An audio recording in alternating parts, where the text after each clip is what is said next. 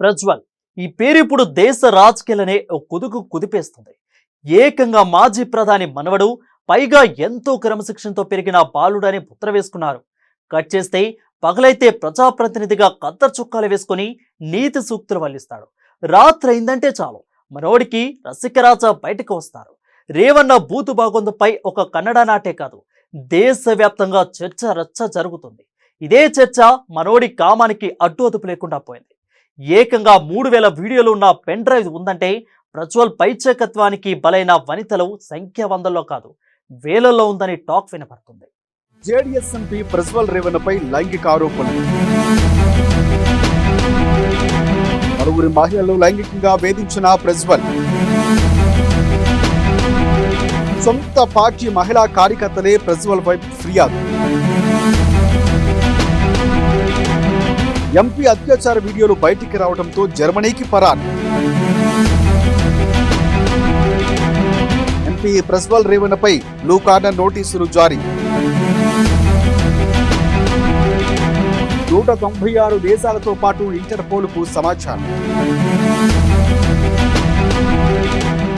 Kannada politics ను ప్రజ్వల్ కామ క్రీడల కహాని matter Sheikh చేస్తోంది. సారు సాయమని వచ్చిన వారిని సారి తీమనడమే ఈ కేటుగాడి పని. పైకి ప్రజాసేవ చేసినా లోలోన మాత్రం పైశాచికత్వం తన్నుకు వస్తుంది.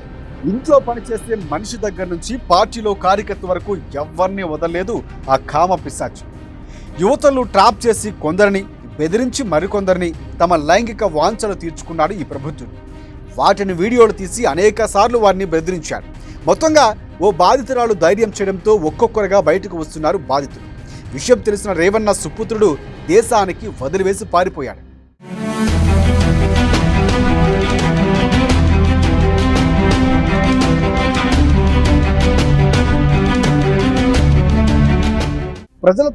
ప్రజల కొరకు ఎన్నుకోబడిన ప్రజాప్రతినిధి. అదే ప్రజాపాలనలో మహిళలపై లైంగిక వేధింపులకు పాల్పడుతూ సెక్సువల్ హెరాస్మెంట్, లైంగిక వేధింపులకు పాల్పడ్డారన్న ఆరోపణలపై Janata Dal secular Hassan sitting MP Prajwal రేవన్నపై పార్టీ నుంచి సస్పెండ్ చేసింది. ప్రజ్వల్ పలువురు మహిళలపై లైంగికంగా వేధిస్తున్నట్లు పలు వీడియోలు సామాజిక మాధ్యమాల్లో, మీడియాలో విస్తృతంగా షేర్ అవుతున్న నేపథ్యంలో జేడీఎస్ అధినేత హెచ్డి దేవగౌడ మనవడు ప్రజ్వల్పై పార్టీ అధినాయకత్వం చర్యలు తీసుకోక తప్పలేదు. ఈ లైంగిక ఆరోపణలపై కర్ణాటక పోలీసులు దర్యాప్తును కొనసాగిస్తున్నారు. ఇదిలా ఉంటే హాసన్కు చెందిన సొంత పార్టీ మహిళా కార్యకర్తే ప్రజ్వల్పై తీవ్ర ఆరోపణలు చేస్తూ ఫిర్యాదు చేశారు.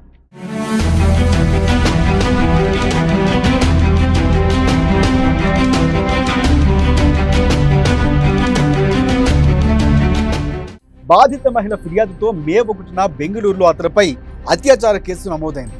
44 ఏళ్ల మహిళా కార్యకర్త చేసిన ఫిర్యాదులో ప్రజ్వల్ తనను 3 ఏళ్లుగా బలవంతంగా తుపాకీతో బెదిరించి మరీ అత్యాచారానికి ఒడిగట్టారని పేర్కొందామె.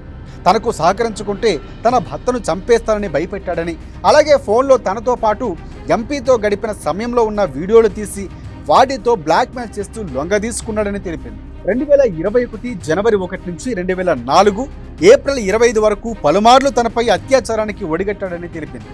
కొంతమంది మహిళా విద్యార్థులకు హాస్టల్లో సీట్లు ఇప్పించే విషయమై 2021లో హాసన్ ఎంపీని ప్రజ్వల్ను తొలిసారిగా కలిసినట్లు పేర్కొంది బాధిత మహిళ.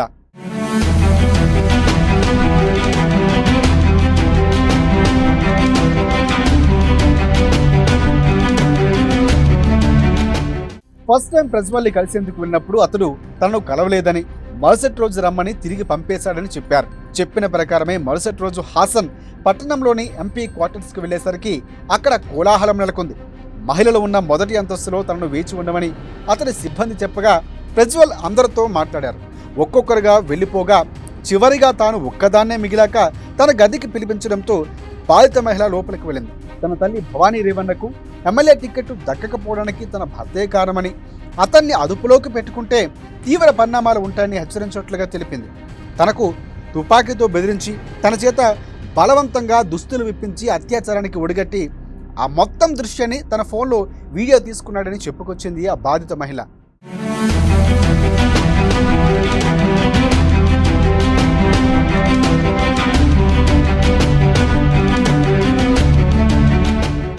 లైంగిక వేధింపుల గురించి ఎవరికైనా చెబితే ఈ వీడియోను ఇప్పుడు సోషల్ మీడియాలో పోస్ట్ చేస్తానని బెదిరించాడని, అందులో తన మొహం మాత్రమే కనిపిస్తుందని, అతను ఎప్పుడు ఫోన్ చేస్తే అప్పుడు అతనితో గడపాల్సిందేనంటూ హుకీం జారీ చేసినట్లుగా చెప్పుకొచ్చింది ఆమె. ఇన్నాళ్ళుగా తన భర్తను చంపేస్తానని బెదిరించడంతో ఆమె బయటకు రాలేదని, లైంగిక వేధింపుల ఆరోపణలపై కర్ణాటక ప్రభుత్వం ప్రత్యేక దర్యాప్తు బృందాన్ని ఏర్పాటు చేసిన తరువాత ఆమె బెంగళూరులో సిఐడికి ఫిర్యాదు చేసింది. అయితే ప్రజ్వల్పై పలు కేసులు నమోదయ్యాయి. కాగా ఎంపీ అఘాయిత్యాలకు సంబంధించిన వీడియోలు బయటకు రావడంతో ప్రజ్వల్ దుబాయ్ మీదుగా జర్మనీకి పారిపోయాడు. అతన్ని తిరిగి పట్టుకు వస్తామని కర్ణాటక సీఎం సిద్ధరామయ్య ఇప్పటికే వెల్లడించారు.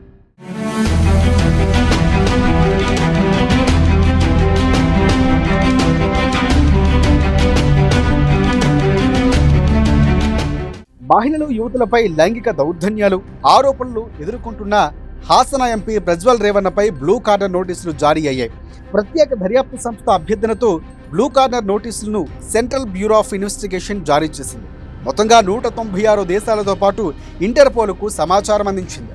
ప్రజ్వల్ రేవన్న ఏ దేశంలో విమానాశ్రయాలు, ఓడరేవుల్లో కనిపించినా సమాచారం ఇవ్వాలని ఇంటర్పోల్ను కోరినట్లు పేర్కొంది. మరోవైపు బ్లూ కార్నర్ నోటీసులకు ఇంటర్పోల్ స్పందించింది. 196 దేశాలకు ఈ సమాచారాన్ని అందించినట్లు ఇంటర్పోల్ స్పష్టతనిచ్చింది.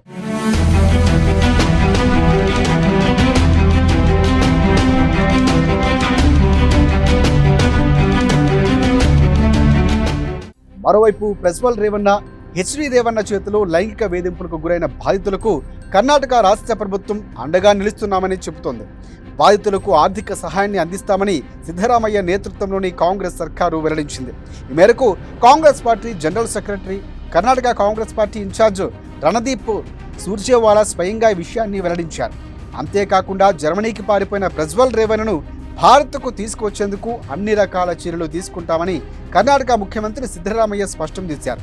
అలాగే మహిళా సంఘాలు సైతం ఆందోళనకు దిగాయి.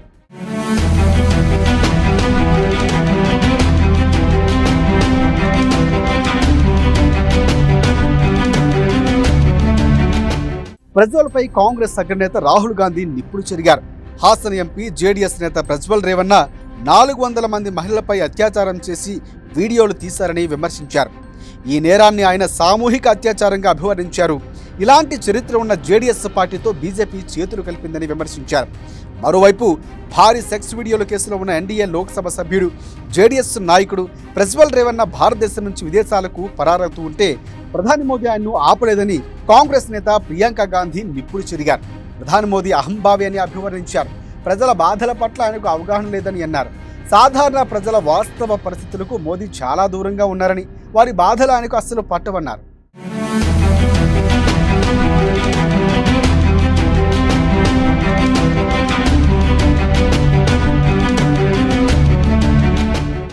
మరోవైపు సెక్స్ స్కాండల్ కేసులో ఊహించని ట్విస్ట్ చోటు చేసుకుంది.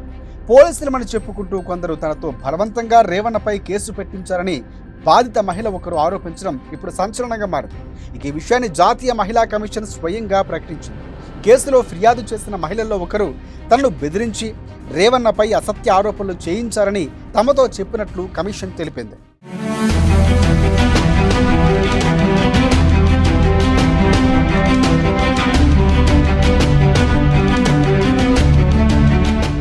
అయితే ఈ ఘటనను సమర్థించలేక, విమర్శించలేక అడకత్తెరలో పోకచక్కలా తయారైంది బీజేపీ పరిస్థితి. ఇప్పటికే కాంగ్రెస్ పార్టీ బీజేపీ పెద్దలపై తీవ్ర విమర్శలు చేస్తోంది. 10 రోజుల క్రితం ప్రధాని మోదీని ప్రశంసించిన నేత ఇప్పుడు విదేశాలకు పారిపోయారని, ఇప్పుడు కూడా మోదీ మౌనంగా ఉంటారని ప్రశ్నించారు ప్రియాంక గాంధీ. ఇంకా జేడీఎస్తో బీజేపీ ఎందుకు పొత్తులో ఉంది, ఎందుకు చర్యలు తీసుకోవడం లేదని ప్రశ్నిస్తున్నారు ఖర్గే. మరి బీజేపీ దీనికి ఏం సమాధానం చెప్తుందనేది పెద్ద క్వశ్చన్ మార్క్గా మారింది.